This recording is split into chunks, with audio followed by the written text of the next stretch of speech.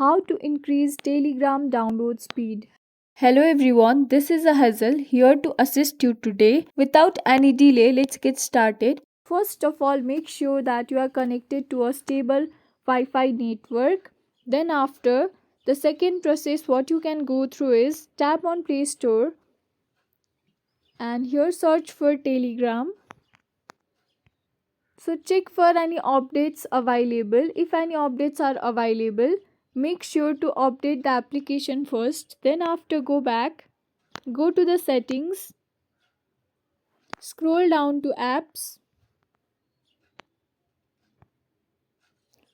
tap on manage apps, search for Telegram,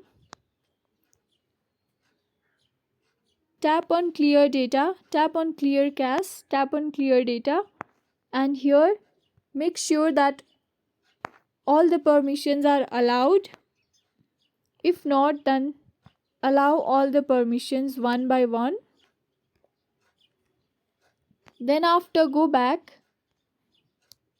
and restart your mobile phone.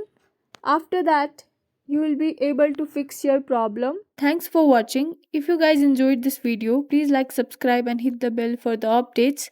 That's all for now and I'll catch you in the next one.